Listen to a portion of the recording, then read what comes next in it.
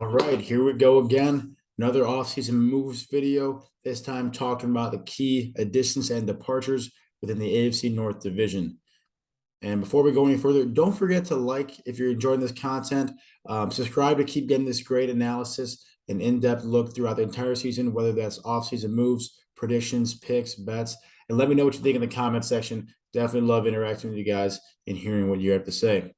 We'll start with the best record in the NFC North and the NFL last year with the Green Bay Packers at 13-4, losing in the divisional round in a shocking loss at home against the 49ers.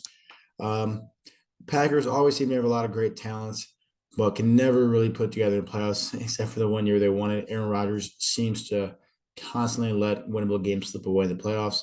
But he is back, despite what I thought was going to happen with his situation in Green Bay. He is back with a monster 3-year extension.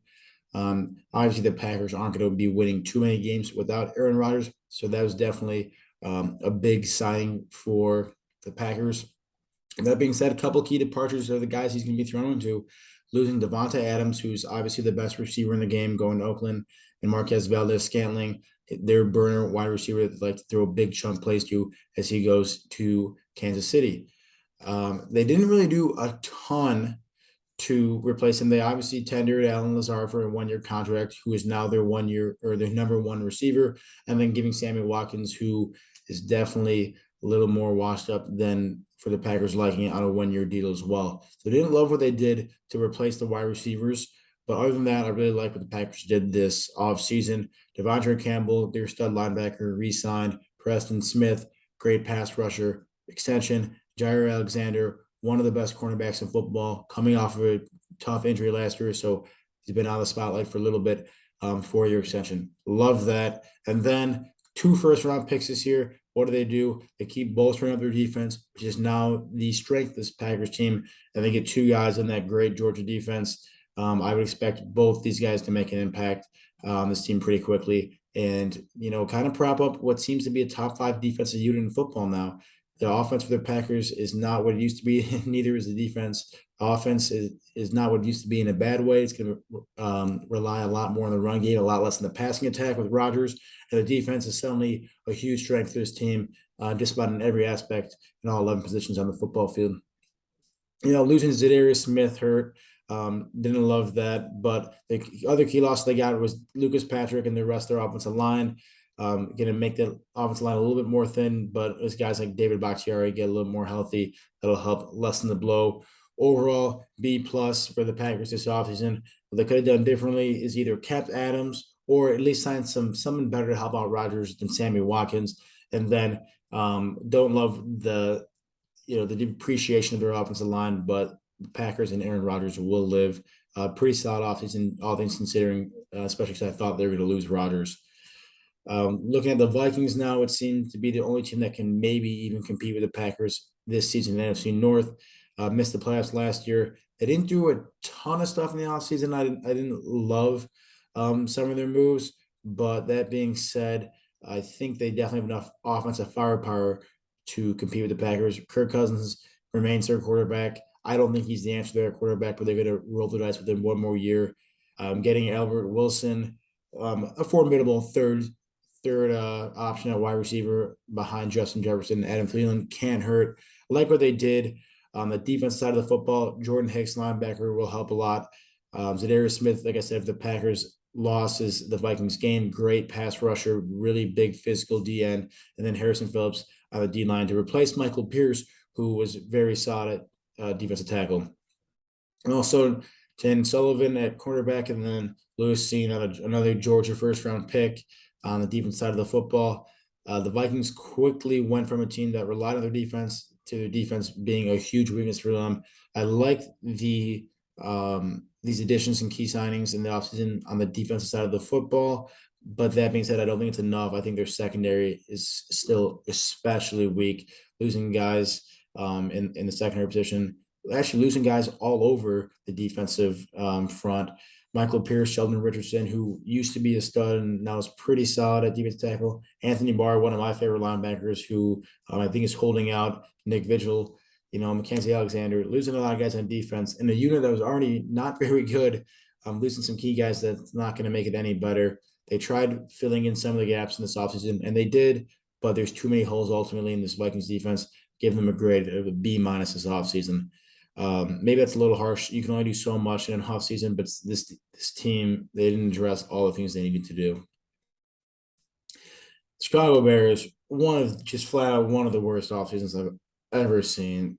Honestly, just terrible. They lost. If there's any player that was good on their team, they basically lost him outside of Eddie Jackson and Roquan Smith. I'm going to start with the key departures.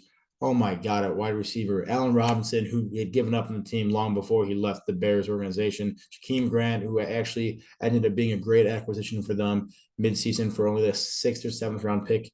Marquise Goodwin. All these guys leaving at wide receiver now makes Darnell Mooney their number one receiver. I know Bears fans are hopeful for him to take a step up, and he probably will, but Darnell Mooney is not a number one receiver in the NFL.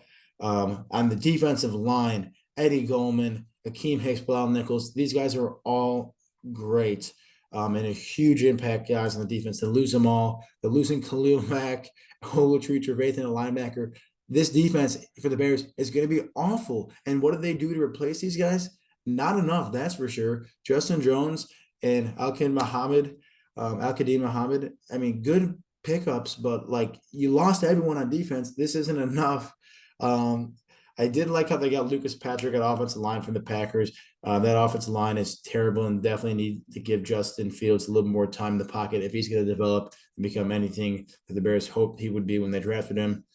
And then, you go out and get N'Keal Harry and Byron Pringle at wide receiver. But what is that going to do? Like, these guys are not great and certainly not replacing enough the talent that you lost.